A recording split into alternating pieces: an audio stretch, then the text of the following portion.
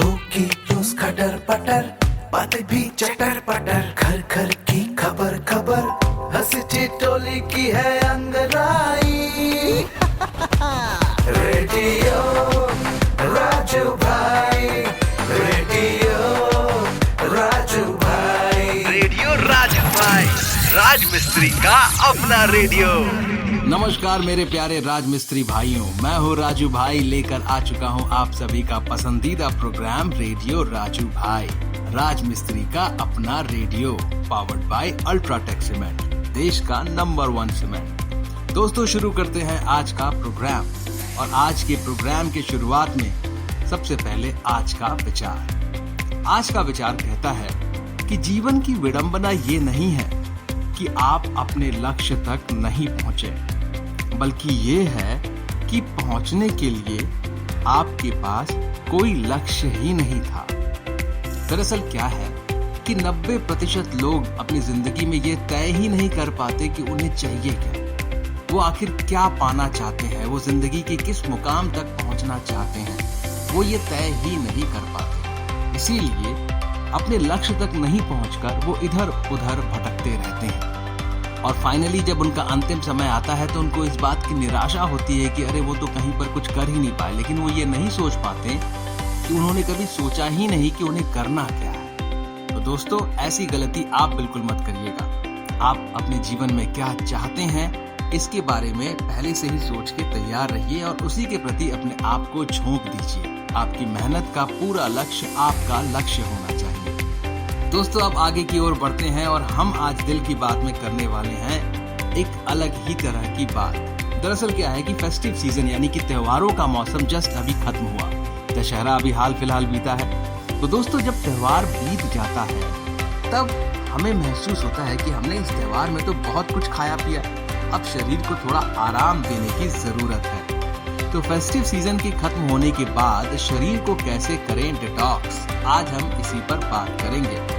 त्योहारों के सीजन में लोग जमकर पूरी, पकवान, मिष्ठान और तले भुने चीजों का सेवन करते हैं। अत्यधिक मात्रा में इन चीजों के सेवन से पेट संबंधी परेशानियां जैसे गैस, जलन, बदहजमी, कब्ज और अपच होती है। इसके लिए फेस्टिव सीजन के बाद बॉडी डिटॉक्स जरूरी है। आप फेस्टिव सीजन के बाद बॉडी डिटॉक्स करने के लिए 5 तरीके अपना सकते हैं। तो चलिए बात करते हैं उन 5 तरीकों के बारे में। पहले, नियमित रूप से व्यायाम करें। फेस्टिव सीजन खत्म होने के बाद रोजाना व्यायाम करें। यह आपकी सेहत के लिए बहुत ही जरूरी है। रोजाना रनिंग करें। इसके अलावा आप योगासन और मेडिटेशन भी कर सकते हैं। ये आपको मानसिक रूप से भी स्वस्थ रखने में मदद करता है। यह तनाव और स्ट्रेस को कम करता है। यह आपकी बॉडी को डिटॉक्स करने का काम भी करता है। Number 2, detox drink. Festive season में जंक फूड का सेवन बहुत अधिक किया जाता है। यह आपके वजन को बढ़ाने में भी मदद करता है। ऐसे में आप नींबू, खीरा या चुकंदर आदि से बने जूस का सेवन कर सकते हैं। ये डिटॉक्स ड्रिंक्स आपके वजन को भी तेजी से घटाने में मदद करते हैं। आप रोजाना सुबह खाली पेट इन डिटॉक्स ड्रिंक्स को भी पी सकते हैं। नंबर 3, पर्याप्त मात्रा में पानी पिएं। पर्याप्त मात्रा में पानी पीना स्वास्थ्य के लिए बहुत ही जरूरी है। फेस्टिव सीजन के बाद ही नहीं, बल्कि हमेशा दिन में 7 से 8 ग्लास पानी पिएं। यह आपको हाइड्रेटेड रखने में मदद करता है। ये थकान और सुस्ती को दूर करने में मदद करता है।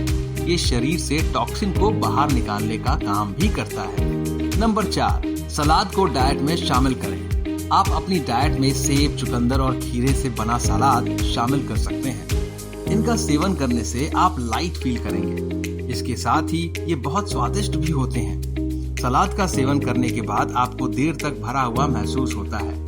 यह आपकी बॉडी को भी डिटॉक्स करने का काम करते हैं। आप डिनर में उबली हुई सब्जियों का सेवन भी कर सकते हैं। आप इन सलाद में नींबू का रस और सेंधा नमक मिलाकर भी सेवन कर सकते हैं। Number 5, light food. Festive season के दौरान हम बहुत ही हैवी खाने और जंक फूड का सेवन करते हैं। ऐसे में जरूरी है कि आप अपने हैवी खाने को थोड़ा ब्रेक दें। अपनी डाइट में लाइट फूड जैसे मूंग दाल की खिचड़ी, सूप, सलाद और ओट्स आदि को शामिल करें। ये प्रोटीन और फाइबर से भरपूर होते हैं। इनका सेवन करने के बाद आप काफी हल्का महसूस करते हैं। ये फूड्स आपके पाचन तंत्र को स्वस्थ रखने का काम करते हैं। इन फूड्स को आप आसानी से पचा पाते हैं। फूड्स को खाने के बाद आपको काफी हल्का महसूस होता है। सेहतमंद रहने के लिए पर्याप्त नींद जरूरी है। इसके लिए रोजाना कम से कम 7 से 8 घंटे की नींद जरूर लें। इससे आपका हाजमा दुरुस्त रहता है, साथ ही पाचन तंत्र सही से कार्य करता है। इससे मेटाबॉलिज्म भी सुचारू ढंग से काम करता है। इससे बॉडी डिटॉक्स होता है। तो दोस्तों, ये थे तरीके जिससे आप अपने बॉडी को डिटॉक्स कर सकते हैं, यानी कि अंदर से शुद्ध कर सकते हैं। और ऐसा करना बहुत जरूरी है ताकि आप फिर से अगले फेस्टिव सीजन के लिए तैयार हो जाएं। दोस्तों, अब रुक करते हैं कहानी की ओर, जहां पर मैं आपको एक कहानी सुनाता हूं और उस कहानी से हम कुछ सीख हासिल करते हैं। लेकिन उससे पहले एक मैसेज हमारे सारे राजमिस्त्री भाइयों के लिए। दोस्तों, याद रखें, केवल अल्ट्राटेक सीमेंट का ही इस्तेमाल करें, क्योंकि बढ़िया काम तो बढ़िया नाम। अब चलते हैं कहानी की ओर। ये कहानी 2 मछली और एक मेंढक की है। एक बार की बात है, एक तालाब में 2 मछलियां और एक मेंढक साथ रहा करते थे। एक मछली का नाम शतबुद्धि और दूसरी का नाम सहस्त्रबुद्धि था। वहीं मेंढक का नाम एक बुद्धि था। मछलियों को अपनी बुद्धि पर बड़ा घमंड था, लेकिन मेंढक अपनी बुद्धि पर कभी घमंड नहीं करता था। फिर भी तीनों आपस में बहुत अच्छे दोस्त थे। तीनों इकट्ठे तालाब में एक साथ घूमा करते थे और हमेशा साथ रहते थे। जब भी कोई समस्या आती तो तीनों साथ मिलकर उससे निपटते थे। एक दिन नदी के किनारे से मछुआरे जा रहे थे। उन्होंने देखा कि तालाब मछलियों से भरा हुआ है। मछुआरों ने कहा, हम कल सुबह यहाँ आएंगे और बहुत सारी मछलियाँ पकड़कर ले जाएंगे। मेंढक ने मछुआरों की सारी बातें सुन ली थी। वह तालाब में मौजूद सभी की जान बचाने के लिए अपने दोस्तों के पास गया। उसने शतबुद्धि और सहस्त्रबुद्धि को मछुआरों की सारी बात बताई। एक बुद्धि मेंढक ने कहा, उन्हें अपनी जान बचाने के लिए कुछ करना चाहिए। दोनों मछलियों ने कहा, हम मछुआरों से डर के अपने पूर्वजों की जगह छोड़कर नहीं जा सकते। दोनों ने फिर कहा, हमें डरने की जरूरत नहीं है, हमारे पास इतनी बुद्धि है कि हम अपना बचाव कर सकते हैं। वहीं एक बुद्धि मेंढक ने कहा, मुझे पास में मौजूद एक तालाब के बारे में पता चला है जो इसी तालाब से जुड़ा है। उसने तालाब के अन्य जीवों को भी साथ चलने को कहा, लेकिन कोई भी एक बुद्धि मेंढक के साथ जाने को तैयार नहीं था, क्योंकि सभी को शतबुद्धि और सहस्त्रबुद्धि पर भरोसा था कि वे उन सबकी जान बचा लेंगे। मेंढक ने कहा, तुम मेरे साथ चलो, मछुआरे सुबह तक आ जाएंगे। इस पर सहस्त्रबुद्धि ने कहा, उसे तालाब में छिपने की एक जगह पता है। शतबुद्धि ने भी कहा, उसे भी तालाब में छिपने की एक जगह मालूम है। इस पर मेंढक ने कहा, मछुआरों के पास बड़ा जाल है, तुम उनसे नहीं बच सकते हो। लेकिन मछलियों को अपनी बुद्धि पर बहुत गुमान था। उन्होंने मेंढक की एक ना सुनी। लेकिन मेंढक उसी रात अपनी पत्नी के साथ दूसरे तालाब में चला गया। शतबुद्धि और सहस्त्रबुद्धि ने एक बुद्धि का मजाक उड़ाया। अब अगली सुबह मछुआरे अपना जाल लेकर वहां आ पहुंचे। उन्होंने तालाब में जाल डाला। तालाब में सभी जीव अपनी जान बचाने के लिए भागने लगे, लेकिन मछुआरों के पास बड़ा जाल था, जिस कारण कोई भी बचकर नहीं जा सका। जल में बहुत सारी मछलियां पकड़ी गई। शतबुद्धि और सहस्त्रबुद्धि ने भी बहुत बचने की कोशिश की, लेकिन उन्हें भी मछुआरों ने पकड़ लिया। जब उन्हें तालाब से बाहर लाया गया, तब दोनों की मौत हो चुकी थी। शतबुद्धि और सहस्त्रबुद्धि का आकार सबसे बड़ा था, इसलिए मछुआरों ने उन्हें अलग रखा था। उन्होंने बाकी मछलियों को एक टोकरी में डाला, जबकि शतबुद्धि और सहस्त्रबुद्धि को कंधे पर उठाकर चल दिए। जब वो दूसरे तालाब के सामने पहुंचे, तो एक बुद्धि मेंढक की नजर उन दोनों पर पड़ी।